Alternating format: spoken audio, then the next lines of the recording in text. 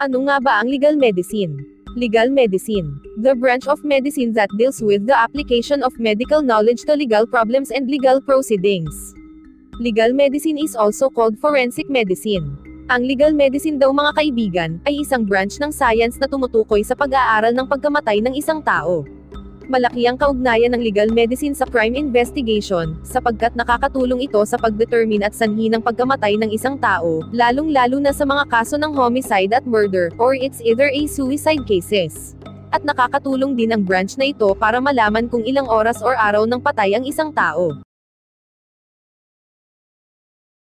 Ano nga ba ang livor mortis? Kaibigan, kapag sinabi nating livor mortis, ito ay tumutukoy sa pagbabago ng kulay ng katawan ng isang bangkay. It is a reddish-purple to purple coloration in the dependent areas of the body, due to the accumulation of the blood in the small vessels of the dependent area secondary to gravity. Nagbabago daw ang kulay ng dugo ng isang bangkay, base sa kung saan naipon ang dugo sa isang parte ng katawan. Usually ay tumatagal ng halos 8 to 12 hours ang kompletong pag-iipon ng dugo sa dependent part of the body ng isang bangkay. Ngayon ay may ipapakita ako sa iyo na demonstration para maunawaan mo kung paano ba ito nangyayari. Halimbawa, itong larawan ng red wine at baso, ang magiging nating medium para i-describe ang blood accumulation ng isang bangkay. Lagyan natin ng label na body ang bote ng alak, at dependent part of the body naman ang baso, at blood naman ang mismong alak. Nangyayari daw ang kompletong blood accumulation papunta sa dependent part ng body kung saan humahatak ang gravity, sa loob ng 8 oras hanggang 12 oras na paglipat ng dugo from top to bottom. Or kung nasaan ang direksyon ng gravity. Pero paano mo malalaman kung ang isang tao ay kamamatay lang sa loob ng 8 to 12 hours pamula nang nadiscover ito? Malalaman mo kaibigan kung ilang oras nang patay ang isang tao, sa pamamagitan ng pagpisil ng bahagi ng katawan nito. Kapag pinisil mo ang katawan ng isang bangkay, ay magmamarka ito ng kulay puti, at kapag hindi ito bumalik sa dating kulay mga kaibigan, ay may posibilidad na ang isang bangkay ay namatay ng walang pang 12 oras. Mas magandang subukan ito sa kuko ng bangkay. Ito ang itsura ng white marks or mga blotches kapag pinisil mo or pinindot ang katawan ng isang bangkay. Kapag yan mga kaibigan ay hindi bumalik sa dating kulay, ito ay nangangahulugan na, ang blood streams ng isang tao ay patay na, sapagkat ang dugo ay nakafix na lang sa iisang lugar at hindi na dumadaloy. Pero alam mo kaibigan, hindi din ito reliable para malaman ang eksaktong oras ng pagkamatay ng isang tao. Ito ay magagamit mo lang para ma-estimate mo ang oras kung kailan namatay ang isang tao, ngunit hindi ang eksaktong oras kung kailan ito namatay. Pero alam mo kaibigan, ang pamamaraan na ito ay mabisang basehan para malaman kung ang bangkay ba ay nagbago or inilipat ng pwesto. Pero alam mo ba kaibigan, na malalaman mo ang cause of death ng isang tao, base sa kulay ng dugo nito.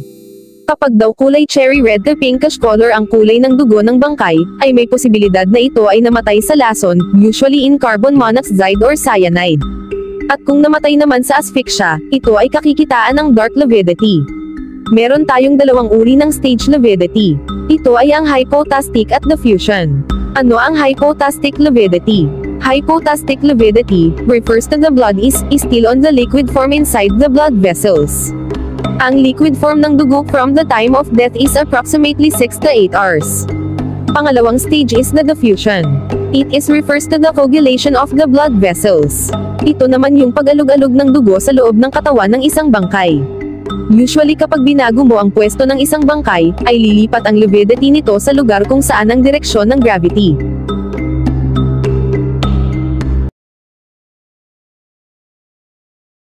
Ano ang rigor mortis?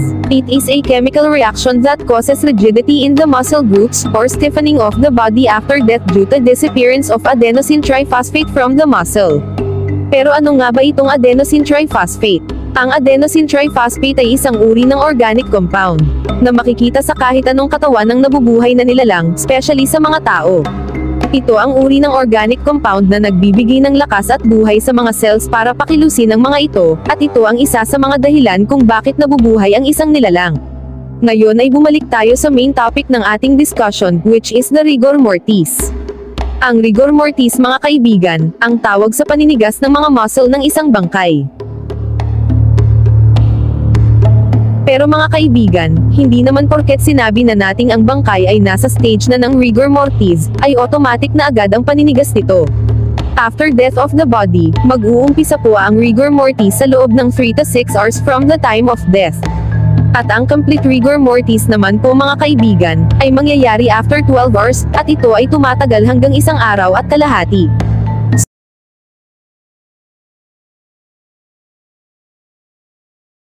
Ang algor mortis kaibigan, ay isa sa sign of death of the body. Ang nangyayari sa stage na ito, ay bumababa ang temperatura ng katawan ng isang tao.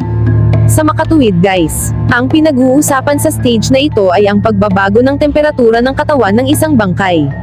Kung sa livor mortis ay discoloration of the body, at sa rigor mortis naman ay changes of the body, or stiffening of the muscles and tissue, sa algor mortis naman po, ay changes of temperature of the body.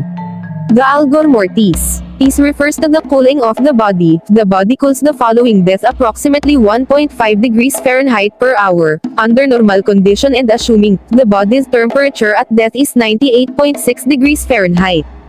37 degrees Celsius. Ano-ano naman ang mga bagay na nakakaapekto sa pagbabago ng temperature ng dead body? Una, ay illness. Halimbawa, namatay ang isang tao nang may mataas na lagnat, maaari itong maging isang factor kung bakit matagal bumaba ang temperatura ng isang bangkay, in the stage of algor mortis. Pangalawa, uri ng suot na damit ng isang tao. Noong namatay ito, kung makapal ba or manipis, maaari din itong makaapekto sa changes of temperature of the dead body. Pangatlo, obesity. At pang-apat ay ang uri ng lugar kung saan namatay ang isang tao. For example is, sa malamig na lugar, kung namatay ang isang tao sa isang malamig na lugar, ay maaaring mas mapabilis ang algor mortis or the cooling of the body ng isang bangkay.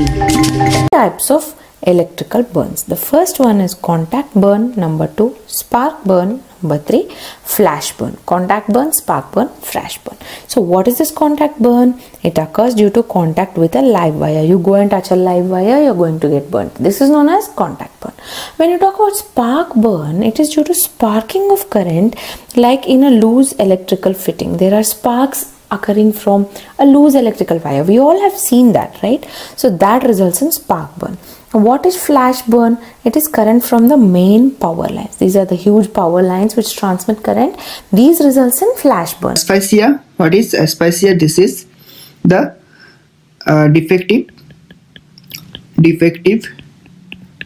aeration of blood. So the simplify, the blood not getting enough air, that is defective aeration. Okay, so there are 3 signs of asphyxia, 4 signs. So first one is cyanosis, next is congestion, next in fluidity of blood, and another one is pulmonary edema.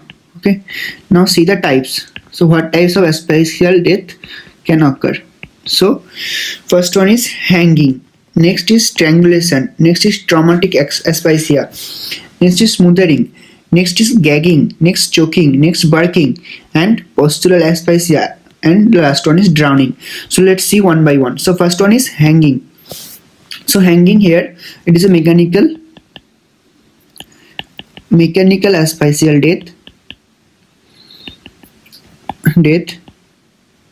due to constriction of the neck structures. Okay, so here you have to remember that the body weight is becoming the force. Okay, but in strangulation the same thing here. Okay, asphyxia death due to constriction of the neck structures, but here body weight is not getting the force. Okay, it is okay. Next is the traumatic asphyxia. In traumatic asphyxia, so what is happening there? So it is a mechanical asphyxia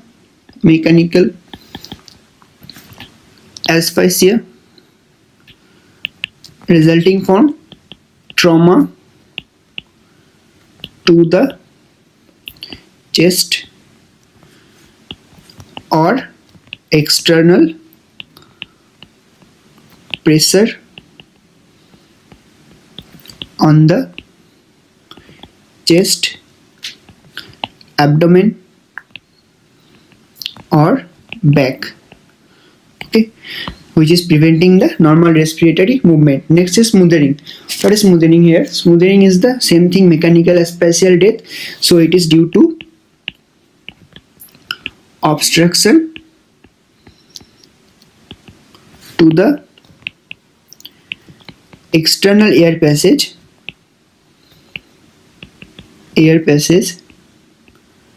by fabric, pillow, hands, or by anything, okay, any other materials. Next is gagging. Gagging is also violent asphyxial, where a pad or a piece of cloth is put into the mouth. Okay, so this is gagging. Next one is a choking. Choking is also a mechanical occlusion, asphyxial death. So here it is occlusion of the lumina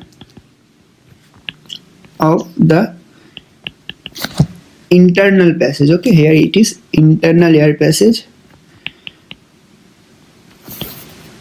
by a solid or semi-solid object.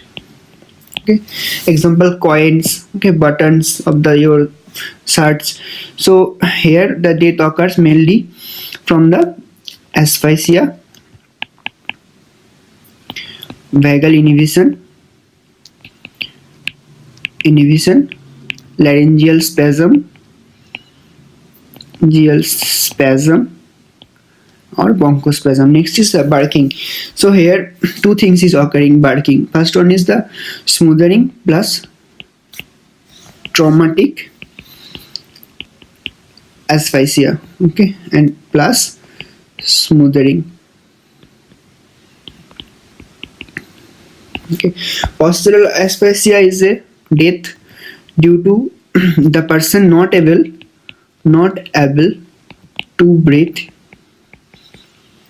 because of the position he is in and not able to recover after, like in alcoholic condition. Okay, suppose take it that the person, here it is,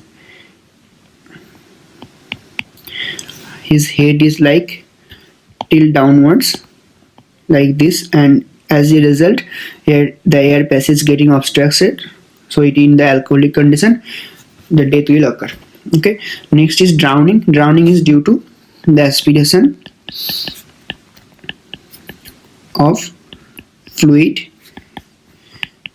into air passages.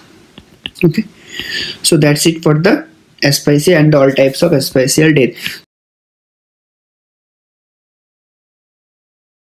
Categorization that generally includes una, natural. So ang natural death, a death due to disease or process. So kay bawo na taan na discuss na nako ni siya sa pinaka first discussion na to. So when we say natural death, namatay ang usa ka tawo kana nga type of death, nga pagkamatay sa usa ka tawo is through gitawag na tog pagkatiguang niya, aging process or sa sakit. So mo na mga normal or natural nga pamaagi nga mamatay ang usa ka tawo. So dira siya naka-categorize. So dito sa accident. So accident, non-natural injuries cause the death. So the majority of the traffic collisions and drug toxicity death are certified such as. So sa kining accident mao na siya kinang gitawag nato nga katong sa accidental death, no? So dili siya normal or dili natural. So ginugdan natural injuries. So gitawag nato nga basta biyan na gani wala mabilong sa kato ang gitawag nato nga natural death sa katong aging process og sa gitawag nato sa sakit. So kining sa accidental death diri ni ang gitawag nato mga injuries, no? Kanang gitawag nato nga death nga nahitabo sa wala gituyo or unexpected way. So sunod, suicide. So an individual intentionally acted to end their life. So sayo na kay nasabto, no? Dili na ako anon siya. So ang kading suicide, ang usa ka tawo nagdesisyon niya nga ayahang kutloon ng iyang kinabuhi. So dahil mga pamaagi para mag-suicide, like maghigot sa kanang PC nya na uban mag-inom og hilo, magposilbas lang so naibdag mga pamagi, no? Basta himo og actions in order to end their life. Homicide, so another individuals cause injuries that resulted in death. So unlike suicide nga siya mismo kita nga tao decided nga gitawag na to nga patyon niya iyang kagalingon, so man siya suicide. Pero kining homicide naay ubang tao nga gitawag na to nga nagbuhat nga ma-end ihang life or ma-end ang usa ka life sa usa ka individual or usa ka tao. So pwedeng term diri homicide pero generic na siya nga homicide. Possible gitawag na to nga murder po na siya. So possible adto ra ta magmatter sa katong qualifying aggravating circumstance, no, sa investigation. So basta kay naay foul play or gitawag na to gipatay ang usa ka tawo nga dili siya mo nagpatay siyang kaugalingon, so that is homicide. So and undetermined, so unsa ni siya? So certified when there is conflicting or insufficient information to categorize. So it could either be natural or violent death. So kining undetermined death mao ni siya lisod ngano man. So sa tanan nga mga na-discuss na ko sa inyo class so far sa katong homicide, parricide, infanticide, no? So sa katong legal classification of death under the revised penal code. So kining sa undetermined death, sa kining nga manner of death, mga gatag manner of death mo na siya mga pamaagi sa unsa ang pagkamatay. So that is manner of death. Kining undetermined sa kining tanang manner sa natural, accident, suicide, homicide, muna siya mga pamaagi nga mga common nga gitawag na to, ma-determine na to kung naunsa ng pagkamatay anang tawhana. Natural ba yung pagkamatay? Aksidente ba? Nag-suicide ba na siya? Homicide ba siya? Pero kining undetermined, muna siya lisod ikuan nga tanan nga walay present nga circumstance nga naa sa kini ang upat nga na-mention above. So unsa may example anang undetermined, sir? Unsa na ko pagsabot ana? So kanang undetermined death mao na siya ang example ana kanang kuan kanang bitawng bata nga paggawas pag anak pa lang sa iyang mama kay paggawas gid from the moment ni gawas ang bata sa sinapupunan sa iyang inahan kay patay na. So that is undetermined death. So sir, did na ma-determine sa doctor kung unsay rason na. So naanay siya gitawag og SIDS katong sudden infant death syndrome. So kana siya dili na siya wala na diri naka-state. So kana siya ang kanang SIDS class mura na siya og sa kana ako lang yun na ang urom sa. So para mas masabtan day. So ang kining undetermined death ang usa ka example ani sa kanang urom sa tao. So kanang urom class walay maka-explain na nga nganong namatay ang usa ka tawo. So wala po na siya gituok, wala siya giunsa, yaharagin na niya. Biyan po na sa control kay wa po siya mag-suicide. Wala po na ma-consider ang urom as disease, dili man nasakit ang urom. So kana siya dira sa kini nga kategory sa babaw sa manner of death. Wala siya ma-exist diha. So meaning undetermined, wala mahibaw wala ma-identify kung unsa nga pamaagi ang nganong namatay siya. So mingon ra kag urom, namatay siya sa urom. So wala man guroy nagtuyo ana. Di wa po na ganahan ang kanang giurom diha kanang namatay nga magpaka-urom siya or napoy tawo nga mag-trigger nga laing tawo nga maurom na ang usa ka tawo, wala inana, di ba? Biyan sa control. So sama sa danang katong balik ko sa bata, sa katong SIDS or sudden infant death syndrome nga gitawag na tong pagkamatay sa usa ka bata nga infant or mintag less than 3 days old nga bata. Syempre wa pa kay 1 day old guro ana. Oras pa kay basta from the moment ni gawas wala interval ha nga like nanganak karon pagka ugma pa namatay dili kanang yung paggawas gyud sa tiyan sa bata sa iyang inahan patay na daan. So kana sir, what if gipa-abort din na siya sir? So kana mailhan man sana na may investigation pero katuag yung paggawas gyud walay gibuhat ang inahan kanang wala gid siya nagbinuang, wala gid tawo nga nagbinuang para maka-trigger nga mamatay itong bataa. So kumbaga namatay siya naturally nga pagawas niya siyang inahan pero way nagtuyo ana. So mo na siya dra usa na sa undetermined. So mura siya libog. Pero alam mo kalibog na. So mo to ang example na urom mo kanang seeds. Okay? So mo na siya manner of death. So basta manner of death pamaagi kung unsa nga pamaagi namatay na siya usa ka tawo. Okay? So aritas mechanism of death. So it refers to physiologic derangement or biochemical disturbance incompatible with life which is initiated by the cause of death or the process that causes one or more vital organs or organ systems to fail when fatal disease, injury, abnormality, or chemical insult occurs.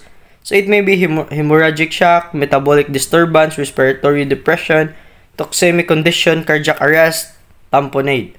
So, mingon gitag mechanism of death kung unsa pamaagi namatay ang usa ka tawo. So ako lang example diri is ang cardiac arrest or kay mo ni common sa tuwa na umuwi pinakanailhan na to. Dili ako na explain na uban. I am not a doctor no. Disclaimer, I am not a doctor no. Pero through research natay ika-share gamay ani.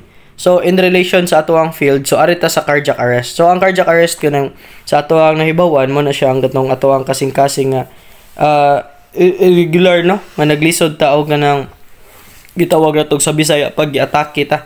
So taas ang kuan sa pressure sa dugo. Nya imuhang kasing-kasing nalumos sa gitawag na to nga dugo sa gipump niya. So dili na normal.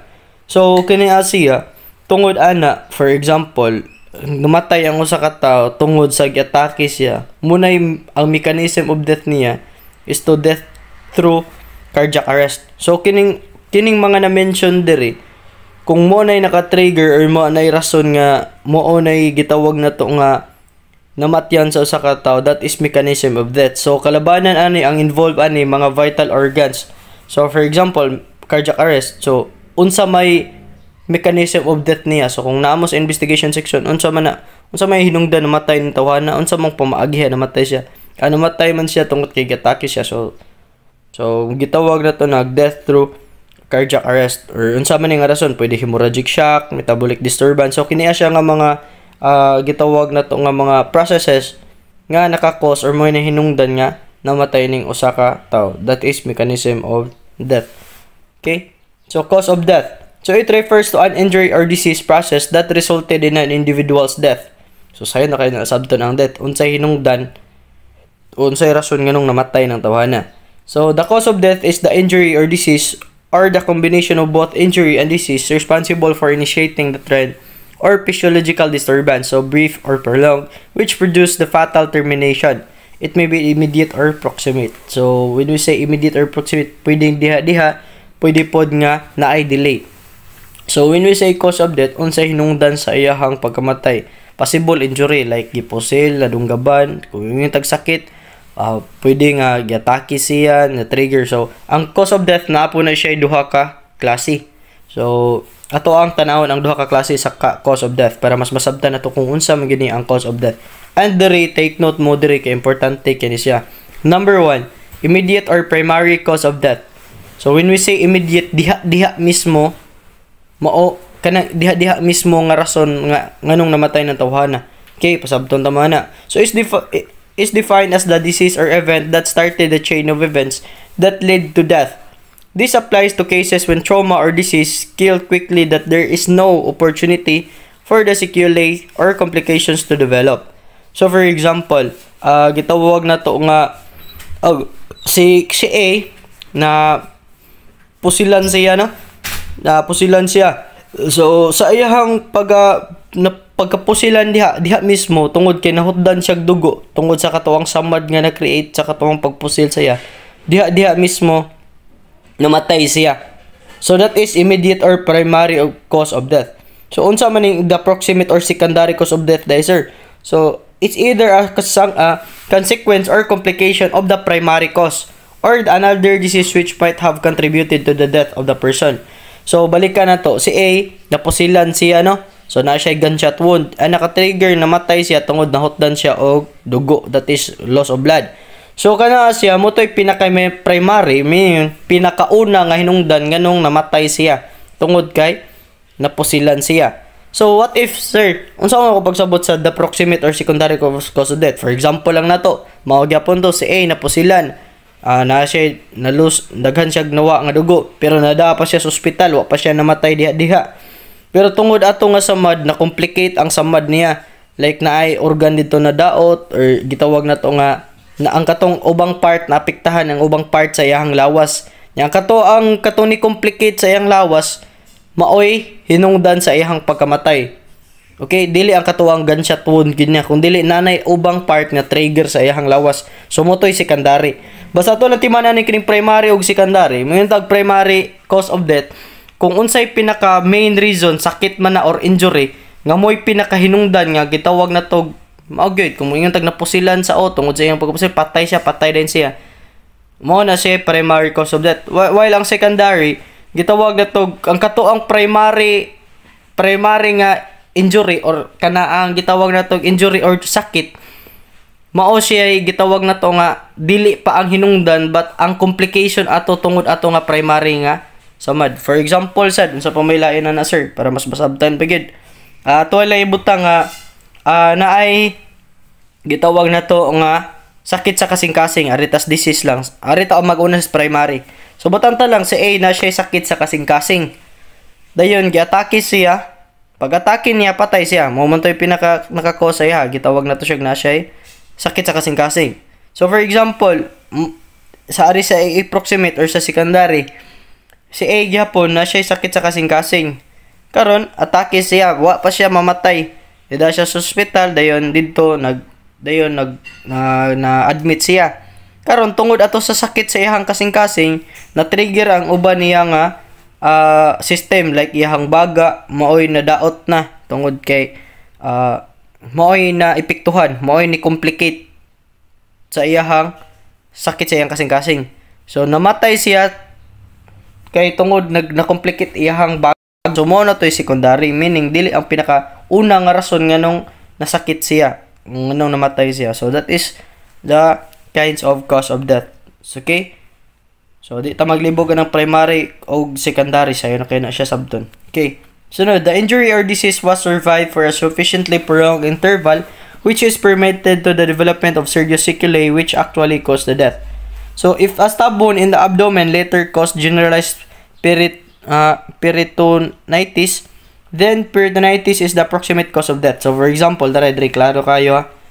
So ingon diri kining arita bas atita magstick if a stab wound mean tag dinunggaban, no, gidunggab diri stiyan, gitawag na to naka-cause og generalized peritonitis. So ako ba unsa na siya, pero gitawag na to nagmone complication tungod sa stab wound. For example, si A gidunggaban siya sa tiyan, namatay si A tungod sa dinunggaban sa tiyan, that is primary cause of death. Pero kung si A gidunggab gyapon siya sa tiyan, sa iyang tiyan, pero wa siya mamatay ato diha, pero na hospital siya, dayon tungod ato nga samad siyang tiyan naka-cause or naay complication which is ang gitawag na tog peritonitis nya, tungod ato namatay siya sa complication. So dili mo na siya gitawag og sa proximate cause of death or secondary na, dili sa katong pinaka first.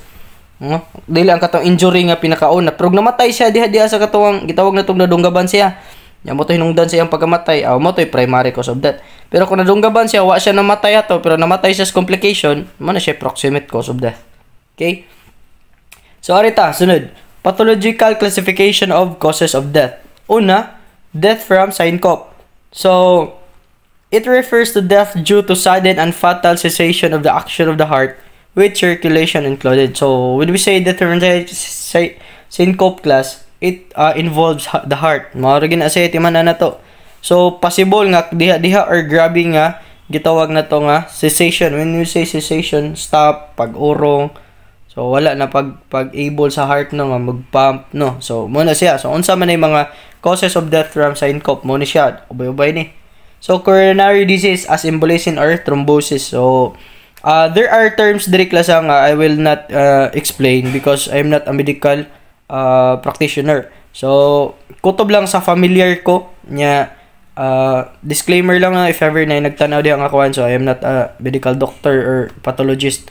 So adiri lang kutob lang kung asa lang kanang gitawag na ko capable ako ang hunahuna ha ug asa kutob ang akong nakoy background. So I love science, but kini siya mga medical terms nga gitawag na to mga only medical professionals no nga mugi maka-explain what exactly they are.